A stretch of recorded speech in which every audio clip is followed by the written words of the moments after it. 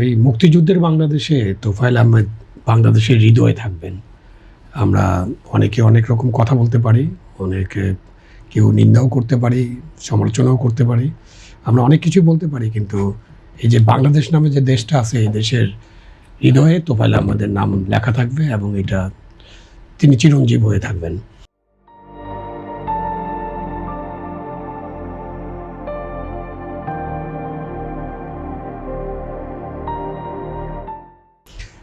আমার তখন বয়স বেশ কম। যখন ৬৯-এর গণ-অভ্যুত্থান হয়, তখন আমি ক্লাস 10 এর ছাত্র।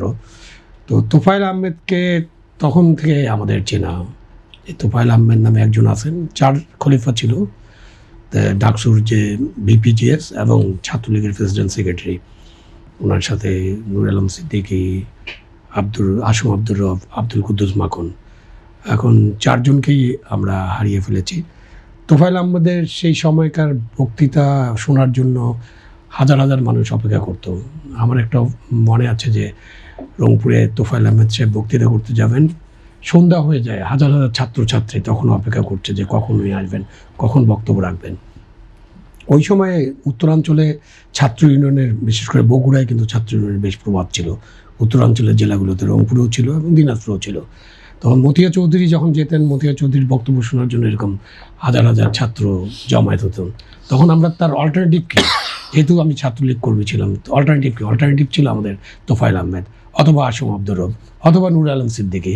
বাট তোফায়েল আহমেদকে ওইভাবে আমরা চিনেছি এবং যে ১১ দফা আন্দোলন এবং ৬৯ যে গণ-অভ্যুত্থান, তার মহানায়কদের একজন তিনি ছিলেন। এবং পরবর্তীতে বাংলাদেশের স্বাধীনতা যুদ্ধ, বাংলাদেশ লিবারেশন ফোর্স যেটা হয়েছিল, মুজিব বাহিনী নামে যেটা আগে বলা হয়, তার ৪ জনের অন্যতম কমান্ডার ছিলেন তোফায়েল আহমেদ। এবং তারপরে তো তার বিশাল রাজনৈতিক জীবন এবং তার জীবন, বিশাল জীবন। এই জীবন নিয়ে আলোচনা করার তো একেবারে, আলোচনা করতে গেলে অনেক কিছু আলোচনায় আনতে হবে। একটা জীবনে মানুষের অনেক কিছু থাকে, সীমাবদ্ধতা থাকে, সীমাবদ্ধতা নিয়েই কিন্তু মানুষের জীবন। বাট তোফায়েল আহমেদ একজন পূর্ণাঙ্গ রাজনীতিবিদ ছিলেন বলে আমার মনে হয়। এবং তার যে অন্য রাজনৈতিক দলের সাথে তার যে আচার আচরণ, একটা কথা তো সবাই জানে, অনেক পত্রিকায় এসেছে যে বিএনপির যিনি আজকে মহাসচিব মির্জা ফখরুল ইসলাম আলমগীর, তিনি যখন ভোলায় গিয়েছেন বা ভোলায় যেতেন, তখন কিন্তু তোফায়েল সাহেব তার কর্মীদেরকে এবং সেখানকার প্রশাসনকে নির্দেশ দিতেন যে আওয়ামী লীগের সাধারণ সম্পাদক গেলে বা মহাসচিব গেলে যে আচরণ করা হবে, তার সাথেও যেন সেই রকম আচরণ করা হয়। এবং এটা তার একটা উদারতার পরিচয়। তার মধ্যেও ভোলায় হয়তো কিছু ঘটনা ঘটেছে, যার জন্য কোনো মানুষ তার উপরে রাগ করে থাকতে পারেন, নেতিবাচক কিছু আছে। তো সব কিছুর জন্য তো তাকে দায়ী করা যাবে না। তাকে তার জীবনটাকে মূল্যায়ন করতে হবে যে তিনি আমার দেশের জন্য কী করেছেন। এই বাংলাদেশ নামের দেশটা, এই ৬ দফা আন্দোলন, ১১ দফা আন্দোলন, বঙ্গবন্ধু শেখ মুজিবুর রহমানের মুক্তি, বাংলাদেশের মুক্তিযুদ্ধ, এগুলোর সাথে তো পরতে পরতে তার স্মৃতি জড়িয়ে আছে। আমি তার বিধি আত্মার মাগফিরাত কামনা করি। উনি ১ বছর ধরে খুবই অসুস্থ ছিলেন।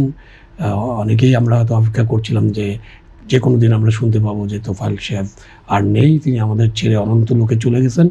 বাট এটা কিন্তু